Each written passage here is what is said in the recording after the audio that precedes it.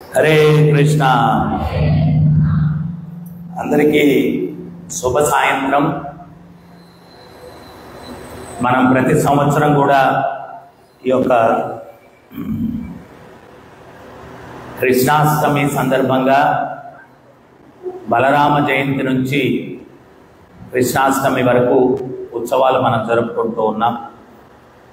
ముఖ్యంగా ప్రతి సాయంత్రం కూడా ఈ విశ్వశాంతి యజ్ఞం అని చెప్పి కూడా మనం జరుపుకుంటూ ఉన్నాం.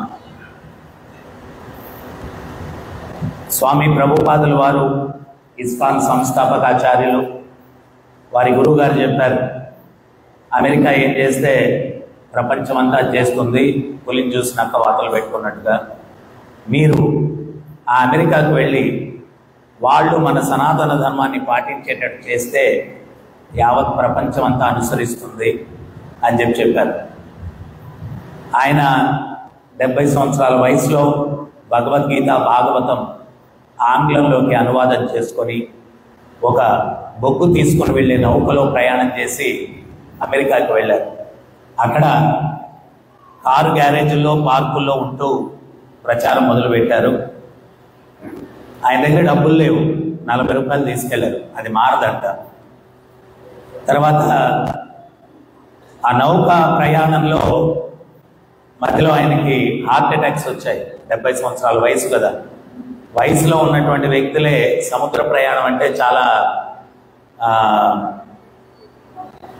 నాజియాగా ఉంటుంది, వామిట్ సెన్సేషను చాలా దుర్భరంగా ఉంటుంది.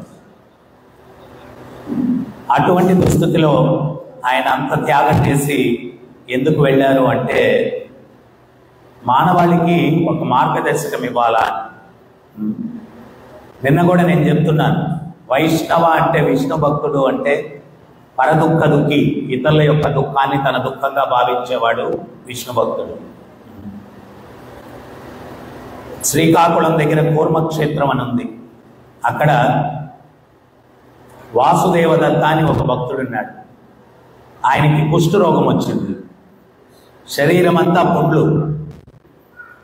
పురుగులు ఆయన శరీరాన్ని తింటూ ఉన్నాయి. అవి ఒక్కొక్కసారి కింద పడిపోయేవి. వాటిని తీసి మళ్ళీ తన శరీరంలో వేసుకుని ఏమనేవాడంటే, సమాజం నన్ను వెలివేసింది, నేను ఎవరికి ఉపయోగపడను, నాకున్నది ఒకే ఒక సంతృప్తి, మీకన్నా నేను ఉపయోగపడుతున్నాను, నా శరీరాన్ని భుజించి జీవిస్తున్నాను, ఆ సంతృప్తి కూడా నాకు మిగల్చకుండా వెళ్ళిపోతారని ఆ పురుగులు తీసి మళ్ళీ తన శరీరంలో వేసుకునేవాడు. ఆయన భక్తికి భగవంతుడు మెచ్చి ప్రత్యక్షమై నీకేం వరం కావాలో కోరుకోమంటే మన ఊహకందని వరాన్ని కోరుకున్నాడు. ఈ సృష్టిలో ఈ జీవులు చేసేటువంటి పాపాలకి వాళ్ళు పడేటువంటి కష్టాలు చూస్తే నా హృదయం రోధిస్తుంది. దయచేసి వాళ్ళు చేసిన పాపాలన్నీ నాకు ఇచ్చినట్లయితే దానికి పర్యవసానంగా నేను కష్టాలు అనుభవిస్తూ ఇక్కడ ఉండిపోతాను, వాళ్ళందరినీ మీతోటి వైకుంఠానికి తీసుకుని వెళ్ళండి అని కోరుకున్నాడు. అటువంటి మహాత్ములు పుట్టినటువంటి పుణ్యభూమి. ఈరోజు ధనమిదం జగత్ అని డబ్బుకిచ్చేటువంటి ప్రాముఖ్యత ఇంక దేనికి ఇవ్వట్లేదు కలియుగంలో. ఆయన సర్వజీవుల పాపాలు నాకు ఇచ్చినట్లయితే దానికి పర్యవసానంగా నేను కష్టాలు అనుభవిస్తూ ఉండిపోతాను, వాళ్ళందరినీ మీతోటి వైకుంఠానికి తీసుకుని వెళ్ళండి అన్నారు. మనం తల్లిదండ్రులు పిల్లలు కొట్లాడుతున్నారు, భార్యాభర్తలు కొట్లాడుతున్నారు, స్నేహితులు అన్నదమ్ములు అందరూ కూడా కొట్లాడటమే.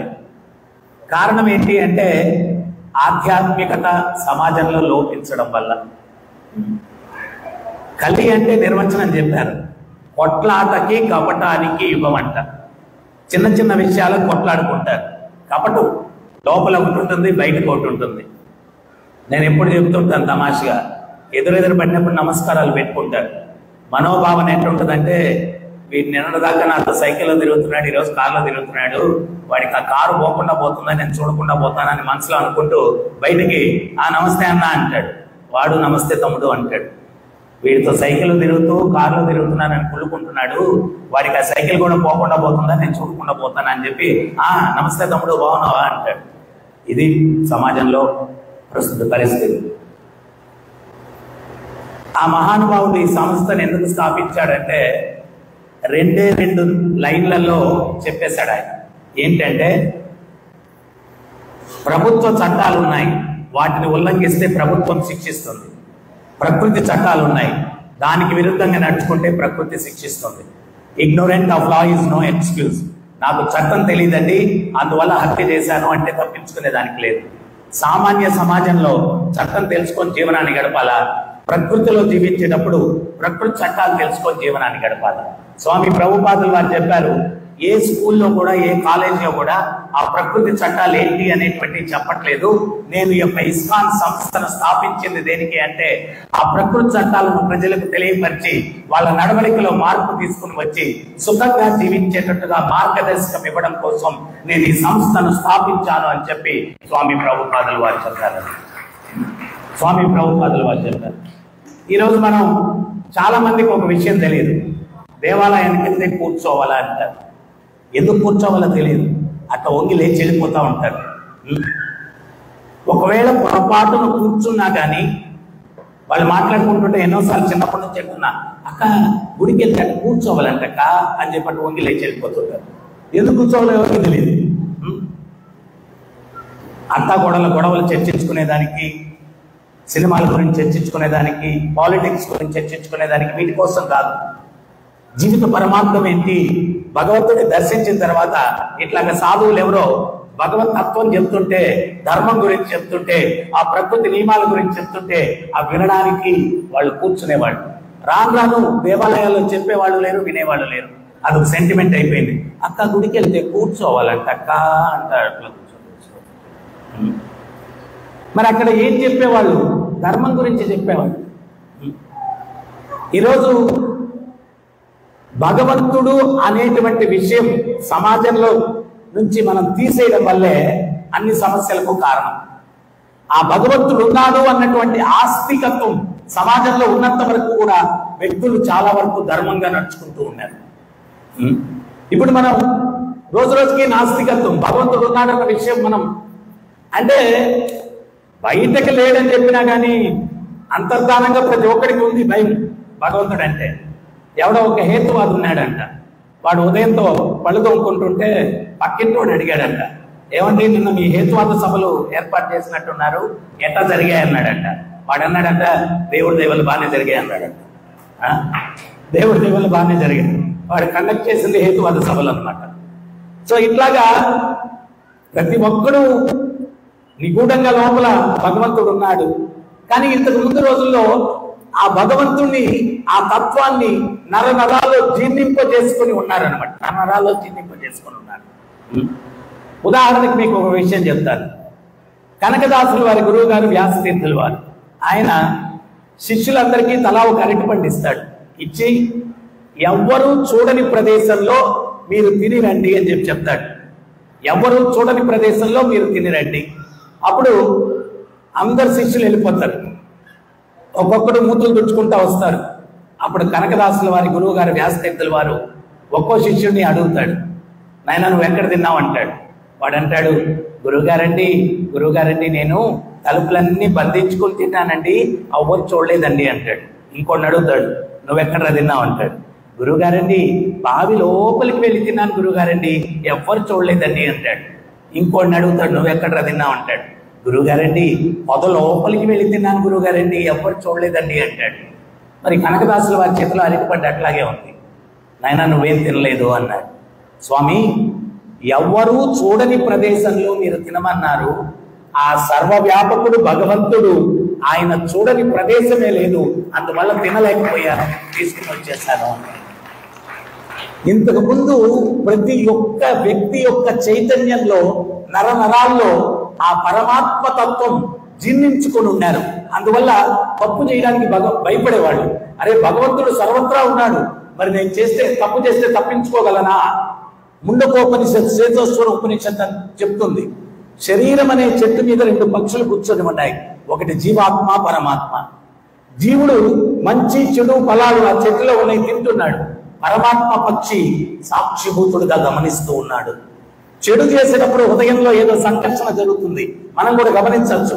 కానీ ఆ సంఘర్షణ ఏంటి అంటే పరమాత్మ వద్దని చెప్తున్నాడు. మన స్నేహితుడు హృదయంలో ఉన్నాడు. మనం ఆయన్ని లెక్క చేయకుండా మన బలహీనత వల్ల ఆ తప్పులు చేసి దాని పర్యవసానం కష్టాల్ని మనం ఎదుర్కొంటాము. ఈరోజు ఆధ్యాత్మిక విలువలు, ఈ పరమాత్మ తత్వము, ఈ కర్మ సిద్ధాంతము, ఇవన్నీ సమాజంలో వ్యక్తులు అవగాహన లేని దాని వల్ల హింసా ప్రవృత్తి రోజు రోజుకి పెరిగిపోతూ ఉంది. భగవద్గీత 5 సత్యాల గురించి చెప్తుంది. ఆత్మ, పరమాత్మ, ప్రకృతి, కాలము, కర్మ. ఈ 5 సత్యాల గురించి భగవద్గీత చెప్తుంది అనమాట. ఎవరైతే ఈ 5 సత్యాలు తెలుసుకుంటాడో వాడు ఖచ్చితంగా బాధ్యతాయుతమైనటువంటి పౌరునిగా జీవించేదానికి అవకాశం ఉందన్నమాట. ఈ 5 సత్యాలు తెలుసుకున్నవాడు. మనందరం కూడా ఈ శరీరం అయిపోతే అయిపోయిందంతా. ఒరే నాయన, ఆ శరీరం అయిపోతే అయిపోలేదు. ఈ బట్టలు చిరిగిపోతే కొత్త బట్టలు వేసుకుంటావు. ఈ శరీరం నచ్చడం అయిపోయింది, కొత్త శరీరం నువ్వు తీసుకోబోతున్నావు. అంతేగాని ఎండ్ అయిపోద్ది అంతటితో. పూర్వం చేసేదానికి ఇప్పుడు అనుభవిస్తున్నాం, ఇప్పుడు చేసేదానికి రేపు అనుభవిస్తాం. ఇది కర్మ సిద్ధాంతం.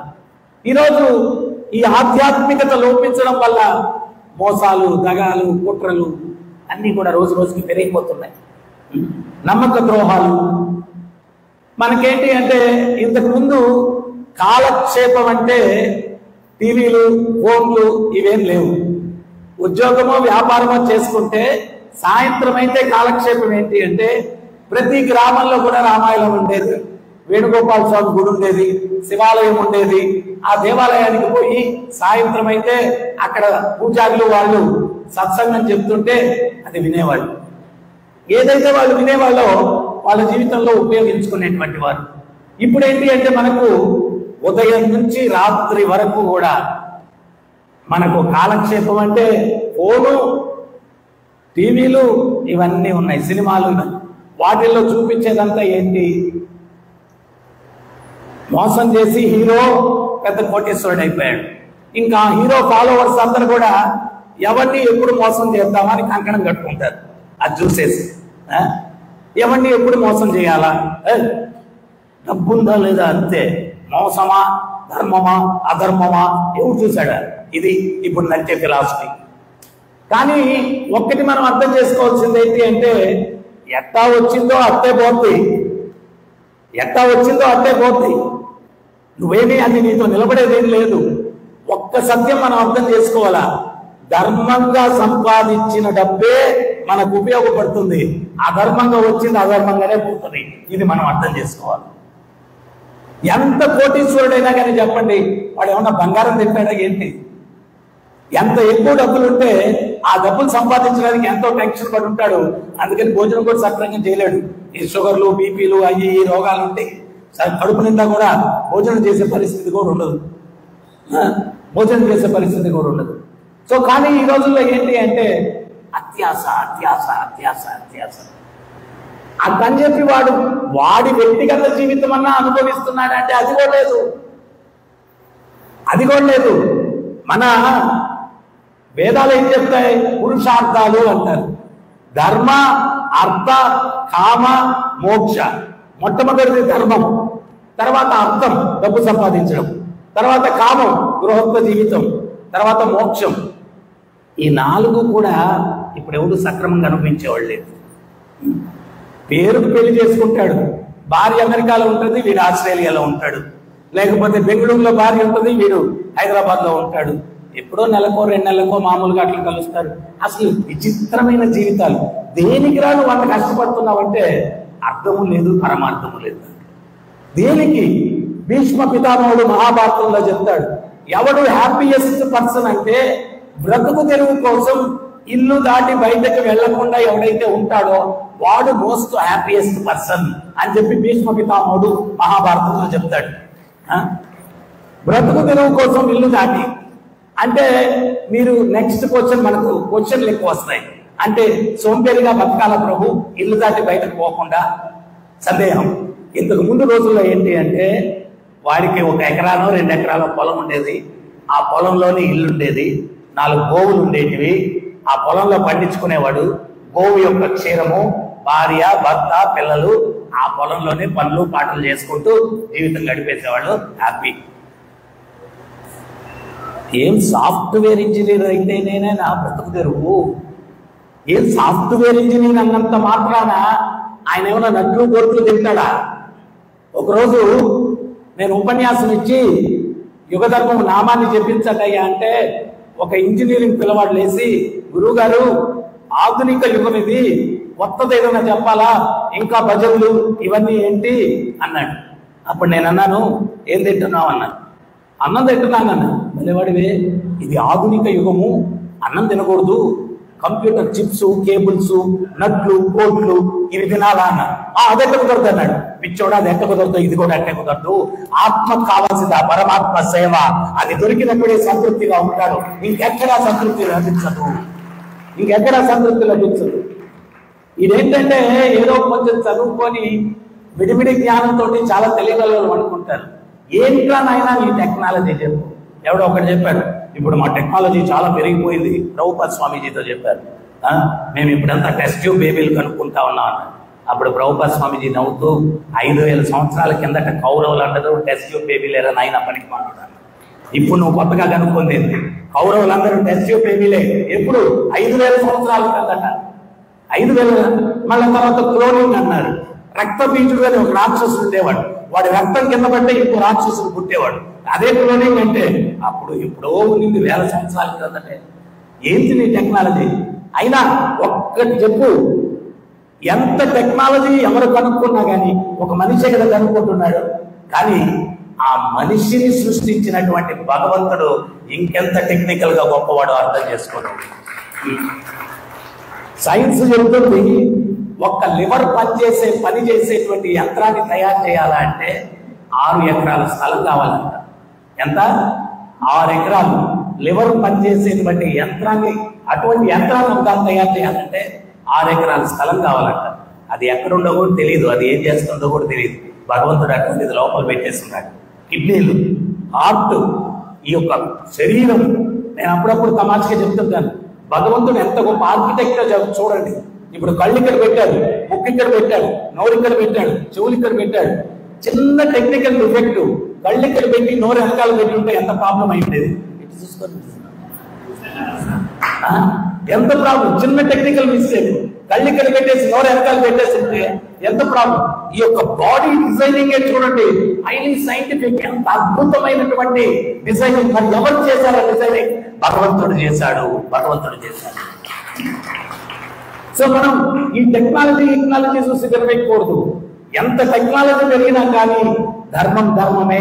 నువ్వు ప్రకృతి మీద ఆధారపడాల్సిందే, నువ్వు నీళ్ళ మీద ఆధారపడాల్సిందే, నువ్వు ధాన్యం మీద ఆధారపడాల్సిందే, పండ్లు ఫలాల మీద ఆధారపడాల్సిందే, కూరగాయల మీద ఆధారపడాల్సిందే, ఈ ప్రకృతి మీద ఆధారపడాల్సిందే. నీ టెక్నాలజీ నథింగ్ కదా, ఏం చేయాలి. కానీ ఈ యొక్క కలియుగంలో ఈ బిజీ పరుగులు తీసేటువంటి ర్యాట్ రేస్ అంటారు. ర్యాట్ రేస్, ఎలుకలు అవి ఎక్కడైనా తిండి ఉందంటే కుప్పలు కుప్పలుగా పరిగిస్తాయి. ఎంత పరిగిస్తాయంటే ర్యాట్ రేస్ అని ఎందుకన్నారంటే అది ఒకదాని మీద ఎక్కేసి పోతా ఉంటుంది అనమాట. ఇక్కడ మనుషులు కూడా ర్యాట్ రేస్, ఒకరినొకరు తొక్కేసి వాడు ఏదో విజయం సాధించాలని చెప్పి ఆ ఎలుకల్లాగా పరిగిస్తూ ఉంటాడు అనమాట, ర్యాట్ రేస్. సో అందువల్ల ఎప్పుడైతే భగవంతుడు ఉంటాడో నీతి ఉంటుంది, ధర్మం ఉంటుంది. మీకు ఒక చిన్న ఉదాహరణ చెప్తాను. ఈరోజు ముఖ్యంగా సమాజంలో అందరూ కూడా అశాంతితో జీవించడానికి కారణం ఏంటి అంటే ఎవరినెవరు నమ్మలేదు, మనుషుల ప్రిన్సిపల్స్ లేవు, ధర్మం లేదు. అందుకని ఎప్పుడు కూడా టెన్షన్.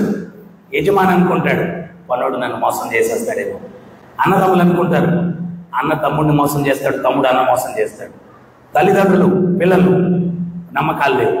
నేను చెప్తాను కదా, అప్పుడప్పుడు ఒక పిల్లవాడు 15 ఏళ్ళ వయసులో వచ్చి అమ్మని అన్నాడంట, ఐ లవ్ యూ మా అన్నాడంట. ఎరా ఖర్చులకి ఏమన్నా డబ్బులు కావాలా తీసుకోనిందా. 20 సంవత్సరాల వయసులో వచ్చి అమ్మ I love you so much అన్నాడు. ఎరా సినిమాలకి ఏమన్నా వెళ్ళాలా, ఖర్చులు కావాలా, డబ్బులు తీసుకోవాలన్నాడు అనిందంట అమ్మ. 25 సంవత్సరాల వయసులో వచ్చి అమ్మ I love you so much అన్నాడంట. ఎరా ఎవరన్నా అమ్మాయిని ఇష్టపడుతున్నావా, పెళ్లి చేసేయమంటావా అని చెప్పి పెళ్లి చేస్తుందట. 40 సంవత్సరాల వయసులో వచ్చి అమ్మ I love you so much అన్నాడంట. అప్పుడు అమ్మ నిందంట, రే పెట్టమన్న దగ్గర సంతకం మాత్రం పెట్టనరా నేను అనిందంట. అంటే 40 సంవత్సరాల వయసులో ప్రేమ వెనకాల ఉన్న పరమార్థం తల్లికి అర్థమైపోయింది బాగా. పెట్టమన్న దగ్గర సంతకం మాత్రం పెట్టనరా అనిందంట. ఆ సమయంలో ప్రేమ సంతకం పెడితే అమ్మని దోలేస్తాడు, అందుకని పెట్టననిందంట. ఎప్పుడైతే ఆధ్యాత్మికత సమాజంలో లోపిస్తుందో వ్యక్తుల మధ్య నిజమైన ప్రేమ ఉండదు, వ్యాపారం ఉంటుంది. తర్వాత ఈ మోసపూరిత భావనలు ఉంటాయి, నమ్మక ద్రోహాలు ఉంటాయి. కానీ చరిత్రలో నమ్మక ద్రోహం గురించి ఒక విషయం చెప్తారు.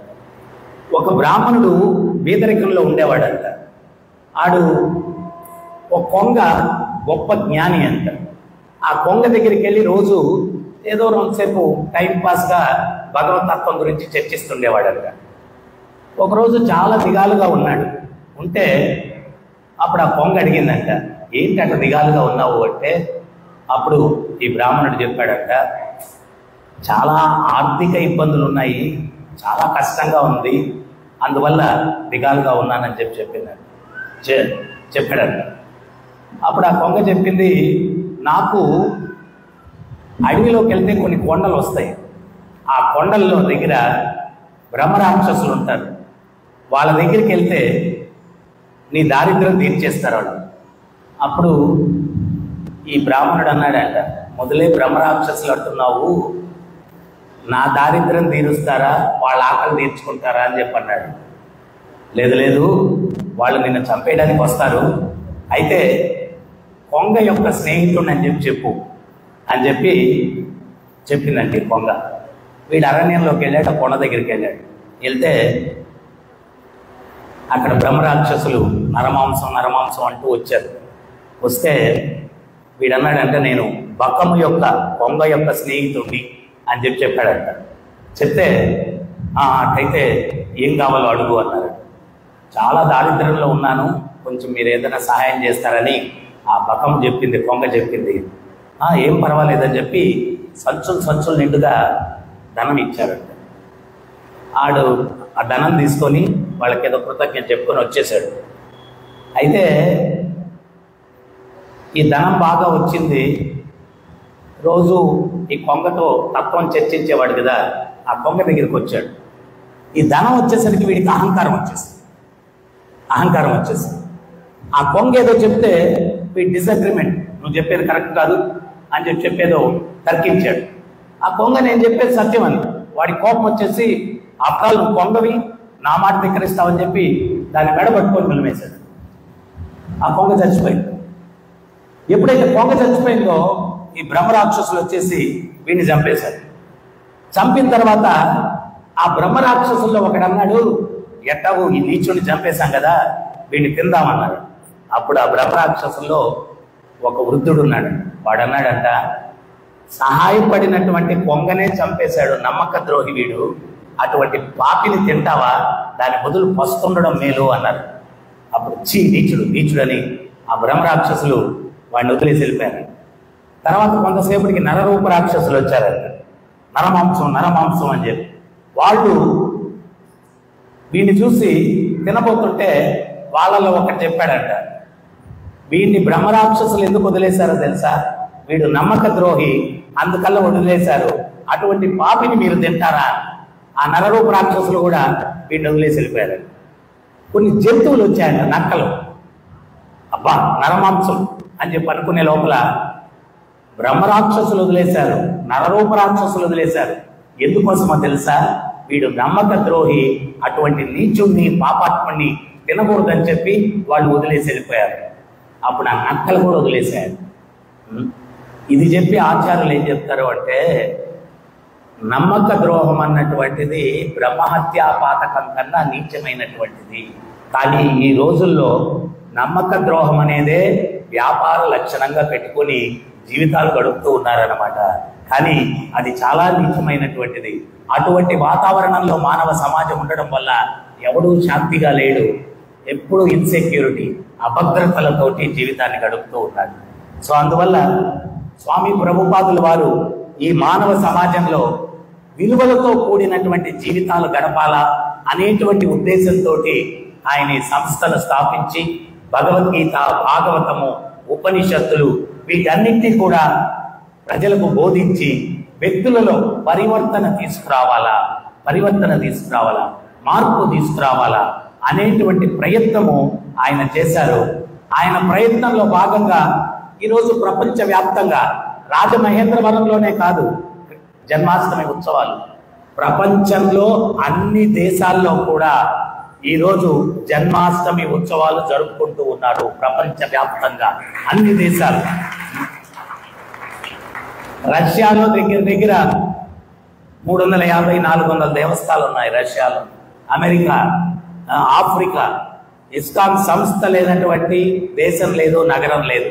అన్ని దగ్గరలో కూడా సనాతన ధర్మాన్ని అనుసరిస్తూ ఉన్నారన్నమాట. సో అందువల్ల మనం ఏంటి అంటే ఈ యొక్క ధర్మం ఏంటో తెలుసుకొని దానికి అనుగుణంగా మన జీవితాన్ని మలుచుకున్నప్పుడు ఇక్కడ ఉన్నంత వరకు హ్యాపీగా ఉంటాం. జీవితాంతంలో మళ్ళా ఈ కుళ్ళు ప్రపంచానికి రాకుండా భగవంతుడిని చేరుకునేదానికి అవకాశం ఉంటుంది అన్నమాట. సో అందువల్ల మీరందరూ కూడా ఏదో కృష్ణాష్టమి సందర్భంగా ఈ యజ్ఞంలో పాల్గొనేదానికి వచ్చారు. దీన్ని కంటిన్యూ చేయండి. సత్సంగం జరుగుతూ ఉంటుంది. ఆ సత్సంగానికి రండి. స్వామి ప్రభుపాదుల వారి గ్రంథాలు ఈరోజు ఆక్స్ఫర్డ్ లాంటి యూనివర్సిటీస్లో ఫిలాసఫీకి వాటిని టెక్స్ట్ బుక్స్గా వాడుతున్నారు. చాలా ఇన్ఫర్మేటివ్గా ఉంటాయి. మీకు ఎంత మంచి మార్గదర్శకం అంటే మీ జీవితంలో ఏదైనా ప్రాబ్లం వస్తే మీరు సిస్టమేటిక్గా కాదు, జస్ట్ అట్లా ఓపెన్ చేసి ఒక పేజీ చదవండి. దాంట్లో మీకు మార్గదర్శకం లభిస్తుంది, ఎంతో ప్రశాంతత లభిస్తుంది. ఒక్క పేజీ చదివితే ఆయన గ్రంథాలు అంత గొప్పగా ఉంటాయి. తర్వాత మన మనస్సును ప్రశాంతంగా ఉంచుకునేదానికి కలియుగంలో నేను ఉత్సవాలు మొదలైన రోజు నుంచి చెప్తూ ఉన్నాను. బ్రహ్మని నారదులు వారు అడుగుతారు, కలియుగంలో మంద సుమంద మత ఎవరు మంద భాగ్యం, తెలివితేటలు తక్కువ, ఓర్పు తక్కువ, సహనం తక్కువ, జీవితకాలం తక్కువ, జ్ఞాపక శక్తి తక్కువ, వీటన్నిటికీ మించి వరం ఒకటి ఉంది కలియుగంలో. ఏంటది అంటే మనసు ఎప్పుడు కలత చెంది ఉంటుందండి. అది వరం అంట కలియుగంలో. తర్వాత ఈ మనసు ఇంకోటి ఏంటి అంటే నిమిషానికి 60 సెకండ్లు ఉంటే 420 ఆలోచనలు. ఇప్పుడు నేను నన్నే చూస్తున్నారు మీరందరూ కూడా, ఎన్నిసార్లు వెళ్ళిపోయిందో బయటికి మనసు. నిమిషానికి 60 సెకండ్లు ఉంటే 420 ఆలోచనలు వస్తాయంటే సైన్స్ నోట్ చెప్తుంది. చిన్నప్పుడు క్లాస్ రూమ్లో టీచర్ అడిగేవాడు, ఒరే ఏం చెప్పానురా నేనని. చాలామంది విద్యార్థులు, సార్ ఖచ్చితంగా ఏదో ఒకటి చెప్పారు సార్. అదేరా ఏం చెప్పారు? అవును సార్, వచ్చినప్పటి నుంచి చెప్తానే ఉన్నారు సార్ మీరు. అదేరా ఏం చెప్పారు? చెప్తున్నాను కదా సార్, వచ్చినప్పటి నుంచి చెప్తానే ఉన్నారు సార్ మీరు. అదేరా ఏం చెప్పాను? బుర్ర అక్కడ ఉంటే కదా ఏం చెప్పాను చెప్పడానికి. Body present, mind option. మన విద్యార్థి దశలో మీరు చూసుకోండి, విద్యార్థి దశలో వాడు మనస్సుని నిలబెట్టగలిగితే ఏకసంద్రాగ్రాహి అవుతాడు. ఇప్పుడు ఫర్ ఎగ్జాంపుల్ నేను చదువుకునేటప్పుడు నాకు ఈ మెకానిజం తెలియదు. ఈ ఇస్కాన్లోకి వచ్చినప్పుడే తెలిసింది మైండ్ ఎట్లా నిలుపుకోవాలా అని. అందుకని ఇప్పుడు నేను ఏదైనా ఒక కథ కానీ ఒక ఇది కానీ ఒక్కసారి చదివితే అది బుర్రలో ఉండిపోద్ది. ఇప్పుడు కొన్ని 100 కథలు కూడా చెప్పగలను. అదే నేను అనుకుంటాను చదువుకునేటప్పుడు ఈ సీక్రెట్ తెలుసుంటే చాలా బాగా ఉత్తీర్ణులమై ఉండేవాళ్ళమేమో అని. సో విద్యార్థులు వాళ్ళు చదువుకునేటప్పుడు ఈ యొక్క ఆధ్యాత్మిక చింతనలో ఉంటే ఆ మనస్సును ఎట్లా నిలబెట్టాలా అనేటువంటి దీంట్లో ఉంటే వాళ్ళకి చదివింది టక్కన వచ్చేస్తుంది. ప్రతి ఒక్కడు సక్సెస్ అవుతాడు. వ్యాపారం చేసేవాడు, పనులు చేసేవాడు నిలకడగా ఉంటే వాడు గంట చేసే పని 10 నిమిషాల్లో చేసేస్తాడు. మనం ఏంటి అంటే ఆఫీస్లో ఉంటే ఇంట్లో గొడవ గుర్తొస్తా ఉంది, ఇంట్లో ఉంటే బాస్ గొడవ గుర్తొస్తా ఉంది, ఇక్కడ ఉంటే అక్కడ, అక్కడ ఉంటే ఇక్కడ. కోతి మనసు ఒక చెట్టు మీద నిలకడగా ఉండదు, అటు ఇటు తిరుగుతూ ఉంటుంది. అటువంటి మనస్సును నిగ్రహించాలా అంటే కలియుగంలో మనం నామ సంకీర్తన, హరే కృష్ణ హరే కృష్ణ కృష్ణ కృష్ణ హరే హరే హరే రామ హరే రామ రామ రామ హరే హరే ఇది షౌడశక నామ్నాం కలికల్మషనాశనం నాతరో కర్తరోపాయత్ సర్వవేదైషు దృశ్యతి. ఈ 16 పదాలైన భగవంతుని ఎవరైతే జపిస్తారో కలికల్మషనాశనం, కలికాలం నుండి కల్ముషాలన్నీ నాశనం అవుతాయి. నాతరో కర్తరోపాయత్ సర్వవేదైషు దృశ్యతి. వేదాలు మొదటి నుంచి చివరి దాకా తిరగవేసిన ఇంతకు మించిన తరుణోపాయం లేదంట. రోజు ఈ మంత్రాన్ని జపించండి, చెడుకు దూరంగా ఉండండి. ఈరోజు హనుమత్ వాహనం కాబట్టి ఒక్క 2 హనుమంతుల వారి యొక్క లీలలు చెప్పి నేను ముగిచ్చేస్తాను. ఒకసారి హనుమంతుల వారు, ఇందాక విగ్రహాలను అక్కడ పెట్టాం మనం, పెడితే మన మురళీకృష్ణ గారు హనుమంతుల వారిని దిప్పుదామా అని అడిగారు.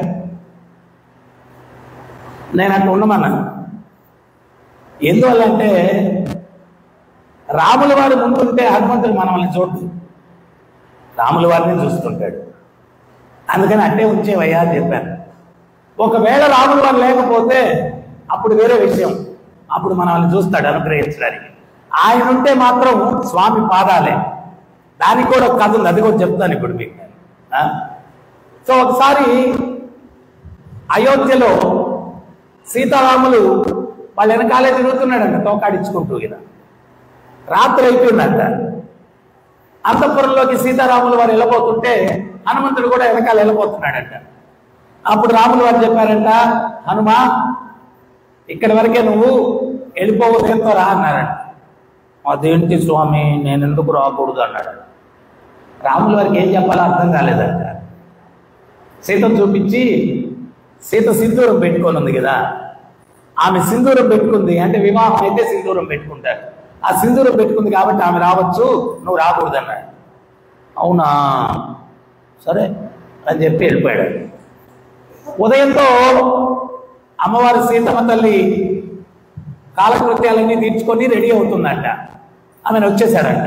వచ్చేసి లోపలికి వెళ్ళిపోయి, అమ్మ నిన్న స్వామి చెప్పాడు ఈ సింధూరం పెట్టుకుంటే రావచ్చని, అసలు ఆ సింధూరం యొక్క గొప్పతనం ఏంటమ్మా అన్నాడు. సీతమ్మ తల్లి ఏం చెప్పాలో అర్థం కాక, ఈ సింధూరం పెట్టుకుంటే మన స్వామి యొక్క యశస్సు, కీర్తి, ఐశ్వర్యము, సంపద అన్నీ పెరుగుతాయని అంట. అవునా తల్లి అన్నాడంట. అనేది సదృశ్యం అయిపోయాడంట. నేరుగా మార్కెట్కి వెళ్ళిపోయాడంట. వెళ్ళిపోయి దుకాణంలో నాకు సింధూరం కావాలన్నాడు. ఆడు సింధూరం చిన్న బరెండ్లో ఇచ్చాడంట. ఇంత కాదు, పెద్ద బస్తా కావాలన్నాడు. అయ్యా సింధూరం ఇంతేనయ్యా, తీసుకునే బస్తా ఇవ్వయా నువ్వు అని చెప్పి బస్తా తీసుకొని అంతఃపురం ముందుకు వెళ్ళిపోయి ఆ బస్తా ఓపెన్ చేసి నెత్తిని కుమ్మరించేసుకున్నాడంట. కుమ్మరించుకొని ఇటు చూసుకున్నాడంట, ఎక్కడన్నా అంటుకోకుండా ఉందా అని. కొన్ని దగ్గరలో అంటుకోలేదంట, అదంతా చుట్టూ కింద పడిపోయిందంట. ఆ సింధూరంలో పడి పొర్లుతున్నాడంట. పొర్లి మొత్తం ఎర్రగా పూసేసుకున్నాడు. అక్కడక్కడ హనుమంతుని విగ్రహం ఎర్రగా ఉంటుంది. దాని వెనకాల కథ ఇదేనమాట. ఎందుకు హనుమంతుని విగ్రహం ఎర్రగా ఉంది అంటే దాని వెనకాల జరిగిన వృత్తాంతం ఇది. ఒళ్ళంతా పూసేసుకున్నాడంట. ఈ లోపల రాముల వారు దర్బార్కి వచ్చారంట. సింహాసనం మీద కూర్చుంటే ప్రజలందరూ అక్కడ ఉన్నారంట. ఏదో వాళ్ళ సమస్యలు చెప్పుకున్నారు. దర్బారు జరుగుతూ ఉంది. ఈయన వచ్చేసి ఒక స్తంభం చాటును నిలబడుకొని రాముల వారికి అటు చూపిస్తాడంట ఆయన్ని. మళ్ళా ఇక సిగ్గుపడతాడు. మళ్ళా ఇటు చూపిస్తాడంట. మళ్ళా ఇటు. రాముల వారికి నవ్వంటే నవ్వంట.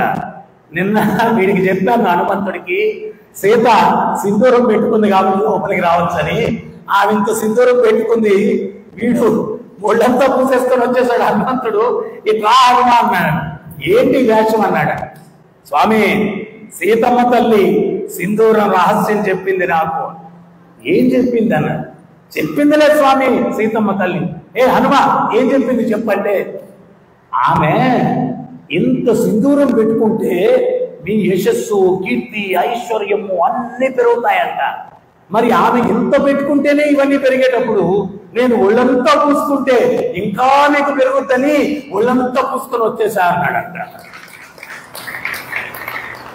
ఆయన కోసం కాదు, స్వామి కోసం. ఆమె ఇంత పెట్టుకుంటేనే ఇంత పెరిగేటప్పుడు నేను ఒళ్ళంతా పూసుకుంటే ఇంకా పెరుగుద్దని నేను వచ్చేసానన్నాడు. సీతమ్మ తల్లి భరతుడు, శత్రుఘ్నుడు, లక్ష్మణుడు హనుమంతుల వారి యొక్క తాటికి తట్టుకోలేకపోయారంట అయోధ్యలో. ఏమంటే అన్ని సేవలు ఆయనే, ఆల్ టు జెడ్, ఇంకా ఏ టు జెడ్ అన్ని, ఒక్కటి కూడా వదిలేదు లేదు. వాళ్ళను మీటింగ్ పెట్టుకున్నారంట.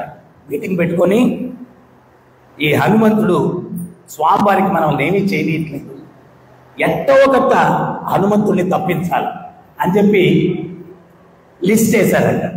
ఉదయం నుంచి రాముల వారు లేచిన దగ్గర నుంచి పడుకోబోయే వరకు ఏమేమి సేవలు ఉంటాయి అని చెప్పి లిస్ట్ చేసి, ఆ సేవల్లో ఏంటి అంటే సీతమ్మ, భరతుడు, లక్ష్మణుడు, శత్రుఘ్నుడు. ఇంకా హనుమంతుడికి ఏ సేవలో కూడా అసలు పేరు లేదు, టైం టేబుల్ వేసారు. వేసేసి దాన్ని తీసుకొని రాముల వారి దగ్గరికి వెళ్ళారు. మీ రాజముద్రకేసి సంతకం పెట్టాలి దీని మీద, ఎందువల్లంటే హనుమంతుడిని తట్టుకోవడం మా వల్ల కాదు అన్నారా. అంటే రాముల వారు చూసి, మరి ఇక్కడ అసలు హనుమంతుడి పేరు దేంట్లో కూడా లేదే అన్నాడు. అంటే చేసింది చాలండి స్వామి, మాకు రాజముద్రకేసి సంతకం పెట్టేయండి అన్నాడు. ఆడు మీరు తప్పించాలనుకుంటున్నారు హనుమంతుణ్ణి, కానీ చూద్దాం ఎట్ట తప్పిస్తారో, ఎట్ట వస్తాడో కూడా మనకైతే అంతుపట్టుదలే కానీ అని చెప్పి ముద్రకేసి సంతకం పెట్టి ఇచ్చేశారంట. అది తీసుకెళ్లి రాముల వారి అంతఃపురం ముందు నోటీస్ బోర్డులో పెట్టేశారంట. రాముల వారి సంతకం పెట్టేశారు. హనుమంతుడు ఉదయంతో తోకాడించుకుంటూ డింగ్ డింగ్ అని వచ్చాడంట. వస్తే వీళ్ళు వరుస కూర్చొని ఉన్నారు. ఏయ్ హనుమా, ఏమ్మా సీతమ్మ తల్లి అన్నాడు. నోటీస్ బోర్డు చూడన్నారంట. నోటీస్ బోర్డు చూస్తే ఈయన పోయి తోకాడించుకుంటూ చూశాడట. మొత్తం ఉదయం మేలుకొలుపు సేవ, తర్వాత స్వామివారికి మంగళ స్నానం, దేంట్లో కూడా ఈయన పేరే లేదంట. ఆయన నాకు ఎక్కడ ఇవి మా సేవలు, వీటిలో నువ్వు ఇంటర్ఫీర్ అవ్వడానికి లేదన్నాడు. అప్పుడు హనుమంతుడు అన్నాడు, రండి అందరు రండి స్వామివారి దగ్గరికి వెళ్దాం అన్నాడు.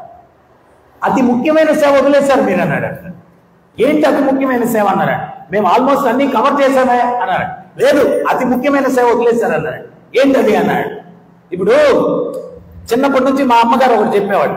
ఏంటది అంటే, పిల్లవాడు ఆవులిస్తే భూత ప్రేతాలు లోపలికి వెళ్ళిపోతాయంట. ఆ ఆవులించినప్పుడు చిటికేయాలి. ఆ భూత ప్రేతాలు లోపలికి వెళ్లకుండా ఉండడానికి. మరి ఆ సేవ దీంట్లో లేదే అన్నాడు. ఆవులిస్తే చిటికేసే సేవ దీంట్లో లేదు, ఈ లిస్టులో అది ఉండాలన్నాడు. అప్పుడు వాళ్ళు అనుకున్నారంట, వాళ్ళు మాట్లాడుకున్నారంట, టీమ్ లీడర్స్ అందరూ, స్వామి ఎప్పుడు ఆవులు ఇస్తాడో, హనుమంతుడికి ఎప్పుడు చిటికేసే అవకాశం వస్తుందో ఒక పని చేస్తాం, ఆవులు ఇస్తే చిటికేసే సేవ హనుమంతుడికి ఇచ్చేస్తాం అన్నారంట. అది కింద రాసేసి మళ్ళా సెకండ్ సిగ్నేచర్ రాముల వారు పెట్టేశారన్నమాట. పెట్టేగానే అది నోటీస్ బోర్డులో కట్టించగానే ఆయన నేరుగా వచ్చి ఇది అటు కూర్చునేసాడు. అటు కూర్చుంటే వాళ్ళందరూ ఏమంటున్నారంటే, ఆవులు ఇచ్చినప్పుడు నువ్వు రావాలా, చిటికేయాలి వచ్చి, అటు కూర్చున్నావు ఏంటి అన్నాడు. అప్పుడు హనుమంతుడు అన్నాడంట, ఏమండి ఎవరు ఎప్పుడు ఆవులు ఇస్తారో మీకేమన్నా తెలుస్తుందా? నేను ఎక్కడన్నా కూర్చున్నాను అనుకోండి, ఆయన ఇక్కడ ఆవులు ఇస్తారు, అప్పుడు నేను దగ్గర లేకపోతే చిటికేయాలా చెప్పండి. నేను అందుకని ఇక్కడే కూర్చొని ఉంటాను, ఆయన ఆవులు ఇచ్చినప్పుడు చిటికేస్తా, కథలంటే కథలు అని చెప్పాడు. ఆయన కూర్చునేది కూడా మీరు ఎక్కడన్నా చూడండి, పద్మాసనం వేసుకొని కూర్చొని ఉన్నాడు స్వామి హనుమంతుడు. మనం పద్మాసనం మఠం వేసుకొని దేనికి అంటే, దానికి ఆయన ఎట్టుంటాడంటే రన్నింగ్ రేస్లో పరిగెత్తేవాడు ఎట్టుంటాడు, ఒక కాలు ఇటు పెట్టుకొని ఇటు కూర్చొని ఉంటారు. దేనికంటే ఎప్పుడు ఆవులిస్తాడో తెలియదు స్వామి, పక్కన వేసేయాలి చిట్కా, అందుకని పట్టు కూర్చొని ఉంటాడు. అయిపోయింది ఇది, రోజంతా అటు కూర్చొని ఉన్నాడు. వీళ్ళు తలలు గీరుకుంటున్నారంట. రాముల వారి అన్నది కరెక్టే, ఆడెట్టు దూరేస్తాడో సర్వీస్లోకి హనుమంతుడు, మీరు సరేలే రాశారని చెప్పి రాత్రి అయిపోయిందంట. రాత్రి అయిపోతే అంతఃపురంలోకి వెళ్తుంటే హనుమంతుడు కూడా వెళ్ళబడి నా సర్వీస్ అన్నాడంట. ఇప్పుడు లోపల మీరు అంతఃపురంలోకి వెళ్ళిపోతే రాత్రి ఏ టైంలో ఆవులిస్తారో తెలియదు కదా, చిటికేయాలి కదా నేను, మరి నా సర్వీస్ అని చెప్పి లోపల దూరిపోయాడు.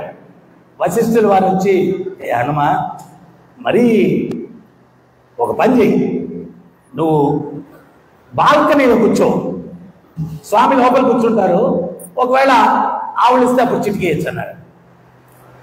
ఈయన వశిష్ఠులు వారు గురువు గారు చెప్పారు కదా అని చెప్పి పోయి బాల్కనీలో కూర్చొని మళ్ళీ ఆలోచించాడంట. ఇప్పుడు నేను ఇక్కడ కూర్చోన్నాను, స్వామి లోపల ఉన్నారు, ఆయన ఎప్పుడు ఆవులు ఇస్తారో తెలీదు, అందుకని ఒక పని చేస్తాను, నేను చిటికలు వేసుకుంటా ఉంటే ఎప్పుడు స్వామి ఆవులు ఇస్తే అప్పుడు ఆ చిటికి ఆయనకి తగలద్ది అని చెప్పి వేసుకుంటున్నాడంట. ఈయన చిటికేస్తా ఉండేసరికి ఆయనేమో ఆడ హనుమంతుడు చిటికేస్తున్నాడు కదా అని చెప్పి ఆవులు ఇస్తానే ఉన్నాడు రాములు వారు. ఆవులు ఇస్తా నోరు అట్లా తెచ్చుకోపోయి అట్టా ఉన్నాడు. అట్టా ఉంటే సీతమ్మకి ఏం అర్థం కాలేదండి, ఏదో అయిపోయింది రాముల వారికి అని చెప్పి ఆమెను అందరిని పిలిచేసిందట. అందరు వచ్చేసరికి ఆయన సింహాసనంలో కూర్చొని రాముల వారు అంటున్నారు. అప్పుడు వశిష్ఠుల వారు అందరూ ఏమైపోయింది స్వామికి అంటే, అప్పుడు వశిష్ఠుల వారు అన్నారంట, ఈ హనుమ ఎక్కడ కూర్చున్నారో చూడండి అన్నారంట. హనుమ బయట కూర్చొని రామ రామ రామ రామ రామ రామ రామ రామ రామ రామ రామ రామ రామ రామ రామ. వశిష్ఠుల వారు వెళ్ళి చెయ్యి గట్టిగా పట్టుకున్నారంట. ఆపోయాను అన్నాడు. ఆపోయాను ఏం స్వామి అన్నాడు. నువ్వు ఇక్కడ చిటికలేస్తా ఉంటే ఆయన ఆవులిస్తానే ఉన్నాడు, లోపల చూడు ఆయన కండిషన్ ఎట్టుందో రాములు వారట ఉన్నారట. అప్పుడు వీళ్ళందరికీ కూడా అర్థమైపోయి మళ్ళా రెజల్యూషన్ మార్చేశారట. ఏంటంటే రేపటి నుంచి రాముల వారి ఏ సేవకి మేము ఇంటర్ఫీర్ అవ్వము, అన్ని సేవలు హనుమంతుడే చేసుకోవాలా అని చెప్పి రెజల్యూషన్ మార్చేసి చేశారట. సో ఈ రకంగా హనుమంతుల వారు ఇంకా చాలా చాలా సేవలు ఉన్నాయి, ఇప్పటికే అర్థమైపోతుంది అసహనం. సో ఈ రోజుకి ఇంతటితో ముగిస్తాం. మీ అందరికీ కూడా నేను స్వామి ప్రభుపాదుల వారి తరపున ఇచ్చేటువంటి సందేశం ఏంటి అంటే, ప్రతినిత్యం భగవద్గీత చదవండి, ఒక శ్లోకం చదివి పడుకోండి, ఎంతో ప్రశాంతత ఉంటుంది. ఈ మనసుని నిగ్రహించుకునేదానికి, మనసుకి ప్రశాంతతను చేకూర్చడానికి మంత్ర జపం చేయండి. నేను మొదటి రోజు చెప్పాను ఒక కథ. హైదరాబాద్లో 2 భార్యాభర్తలు వచ్చారు. వచ్చి భార్య భర్త మీద కంప్లైంట్ ఇచ్చింది. ఏమని అంటే, గురువుగారు ఈయన పడుకుంటాడు, నిద్రపోడండి, పడుకొని అంట దొల్లుతూ ఉంటాడు అని. నేను ఆయన అడిగాను, ఏమయ్యా ఏదో ప్రశాంతంగా పడుకోవచ్చు కదా, నువ్వు అంటా ఉంటే ఆమెకి నిద్ర రావట్లేదంట అన్నాను. ఏం చెప్పమంటారు గురువుగారు, రోజంతా వ్యాపారంలో రకరకాల ప్రాబ్లమ్స్, పడుకుంటే అన్నీ గుర్తొస్తాయి, ఇంకా నిద్ర ఎక్కడ పడుతుంది, అందుకని అనుకుంటా ఉంటాను. అప్పుడు నాకు ఒకటి గుర్తొచ్చింది, పురంధరదాస్ కీర్తన. కర్ణాటకలో అన్నమాచార్యలాగా పురంధరదాస్ అని ఒక వాగ్గేయకారుడు, ఆయన చెప్తాడు, నరజన్మ బంధాద నాలిగే ఇరువాగ కృష్ణ అనబారదే. నరుడి జన్మమెత్తిన తర్వాత, నాలుకన దున్న తర్వాత కృష్ణ అని ఎందుకు అనకూడదు. కృష్ణ కృష్ణ అందరే కష్టములిస్తిల్ల. ఎవడైతే కృష్ణ కృష్ణ అంటాడో కష్టాలు ఇంత కూడా ఉండవంట. ఏంటి కృష్ణ కృష్ణ అంటే కష్టములిస్తిల్ల, కృష్ణ కృష్ణ అంటే ఇంత కష్టాలు ఉండవంట. సో మీరు ఇప్పుడు కృష్ణ అంటారా ఏంది అంటారా? ఎంతమంది కృష్ణ అంటారు? హరే కృష్ణ హరే కృష్ణ కృష్ణ కృష్ణ హరే హరే హరే రామ రామ రామ హరే హరే. నేను ఈ మాట చెప్తే మీలో కొందరిలో ఒక్క సందేహం ఆల్రెడీ వచ్చేసింది, అది కూడా ఒక్క నిమిషంలో నివృత్తి చేసేసి ఆపేస్తా నేను. ఏంటి ఆ సందేహం అంటే, మేము కృష్ణ కృష్ణ అనుకుంటే ఏంటి స్వామి మా పరిస్థితి, ఎట్ట అవుతుంది అదంతా అని కొందరిలో వచ్చింది, నేను అందరిలో రాలేదు. ఒకసారి అక్బరు బీర్బలు ఇద్దరు కూడా ప్రయాణం చేసి వెళ్తున్నారంట. వెళ్తుంటే కొంత దూరం ప్రయాణం చేసినట్టుగా అలసిపోయారంట. గుర్రాలకు చెట్టు కింద పెట్టి కొలను ఉంటే అక్కడ స్నానాలు చేశారంట. బీర్బల్ కూర్చొని జపమాల పట్టుకొని మంత్రం చేసుకుంటున్నాడంట. అక్బర్ అన్నాడంట, చాలా ఆకలిగా ఉంది, భోజనం కోసం ప్రయత్నం చేద్దామన్నాడంట. లేదయ్యా, నేను రోజులో చేసే జపం అది చేయకుండా ఎంగిలి పడను, నన్ను జపం చేసుకొని అన్నాడు. పిచ్చా చాదస్తమా, జపం గిపం అనుకుంటే ఆకలితో చస్తావు, రాపోదాం అన్నాడంట. లేదు స్వామి, నన్ను వదిలేయండి, నేను జపం చేసుకుంది ఎంగిలి పడను అని చెప్పాడు. సరే నీ చాదస్తం అని చెప్పి అక్బర్ అట్టా పోయాడంట. ఒక ఇల్లు కనిపించిందంట. వెళ్తే చక్రవర్తి వచ్చాడని వాళ్ళు ఆనందంగా పచ్చపచ్చ పరిమాణాలు చేసి వడ్డించారంట, తిన్నాడంట. తిన్న తర్వాత అక్బర్ ఏమన్నాడంటే ఆ ఇంట్లో వాళ్ళతోటి, నా మంత్రి ఒకడు ఉన్నాడు చాదస్తుడు, ఏదో జపం అని చెప్పి వాడు కూర్చొని ఉన్నాడు, వాడికి కూడా కొంచెం క్యారియర్ గట్టి వండి తీసుకెళ్ళాలా అన్నాడంట. వాళ్ళు క్యారియర్ గట్టి ఇచ్చారంట, అది తీసుకొని వచ్చాడంట.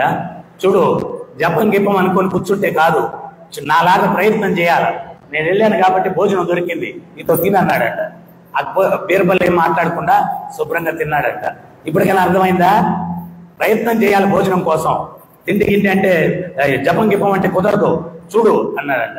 అప్పుడు బీర్బల్ అన్నాడంట, స్వామి ఈరోజు భగవత్ నామం పట్ల 100% విశ్వాసం పెరిగింది నాకు అన్నాడు. ఏం పిచ్చా చాదస్తమా అన్నాడంట. కాదు స్వామి, నేను ఇక్కడ జపం చేస్తూ కూర్చోబట్టి, నేను యాక్చువల్గా మీకు మంత్రిని, మీకు సేవకుడిని, మీరు చక్రవర్తి, నాకు మీరు క్యారియర్ పట్టుకొని వచ్చారంటే ఈ జపం ఎంత పవర్ఫుల్లో ఈరోజు అర్థమైందన్నాడు. నేను మీకు సేవ చేయాలి, మీరు నాకు సేవ చేశారు, క్యారియర్ పట్టుకొని వచ్చారు అంటే ఈరోజు నామం పట్ల విశ్వాసం నాకు పెరిగింది. అందువల్ల ఎవ్వరు కూడా అవిశ్వాసం వద్దు, భగవంతుడి మీద పూర్తి విశ్వాసం పెట్టండి. ఏదో ఒక ఊర్లో వరుణ యాగం చేశారంట వర్షం కోసం. ఆ వరుణ యాగానికి భక్తులందరూ వచ్చారంట దండోరేస్తే. ఒక్కడు మాత్రం గొడుగు తీసుకొచ్చాడంట. మిగిలిన వాళ్ళందరూ మామూలుగా వచ్చి ఆ గొడుగు తీసుకొచ్చిన వాడిని అందరూ ఇటు గీరేది, అర్జుడు అనేది అనేది ఎక్కిరిచ్చేది. యజ్ఞం అయిపోయింది, యజ్ఞ ప్రసాదాలు అందరికి పంచారు, తిన్నారు. పెద్ద వర్షం కురిసింది. వీడు గొడుగు తెచ్చుకున్నాడు, శుభ్రం గొడుగు తెచ్చుకొని పోతా ఉన్నాడు. వీళ్ళందరూ వాడిని చూసి ఇంతవరకు ఎటకారం చేశారు కదా, వాడు మళ్ళీ వెనక్కి లాగారు. లాగి ఏయ్ నీకెట్ట నమ్మకం ఉందిరా వర్షం వస్తుందని అన్నాడు. అప్పుడు వాడు అన్నాడంట, యజ్ఞం దేనికి చేశారన్నాడు. వరుణ యాగం దేనికి చేశారన్న? వర్షం కోసం. మరి వర్షం కోసం యజ్ఞం చేసి విశ్వాసం లేకపోతే అసలు యజ్ఞం ఎందుకు చేశారు మీరు? నాకు విశ్వాసం ఉంది అందుకని గొడుగు తెచ్చుకున్నా అన్నాడంట. అందువల్ల భగవంతుని మీద విశ్వాసం పెట్టుకొని ముందుకు నడవండి. ఆయన కన్నా రక్షకుడు ఎవరు లేరు. ఆయన ఇవ్వాలనుకుంటే ఈ 2 చేతులు సరిపోవు. ఆయన రక్షించాలనుకుంటే, మిమ్మల్ని శిక్షించాలనుకునే వాడికి 2 చేతులే ఉన్నాయి. మీ శత్రువైనా ఎవడైనా కానీ రక్షించే వాడికి అనంత బాహు, భగవంతునికి అనంతమైన చేతులు ఉన్నాయి. 2 చేతులతో శిక్షించే వాడిని అట్ట నలిపేయగలడు ఆయన. సో అందువల్ల ఆయనకి శరణాగతి పొందండి, భగవత్ నామం జపించండి, చెడుకు సన్యాసం ఇచ్చేయండి, మంచి మార్గంలో నడవండి, ఆనందంగా జీవించండి. జీవితాంతంలో మళ్ళా ఈ ముళ్ళు ప్రపంచానికి రాకుండా భగవంతుడిని చేరుకునేదానికి ఈ విలువైన మనుష్య జీవితాన్ని వినియోగించండి. హరే కృష్ణ హరే కృష్ణ కృష్ణ కృష్ణ హరే హరే, హరే రామ హరే రామ రామ రామ హరే హరే. ప్రతినిత్యం జపించండి, ఆనందించండి, తరించండి. హరే కృష్ణ.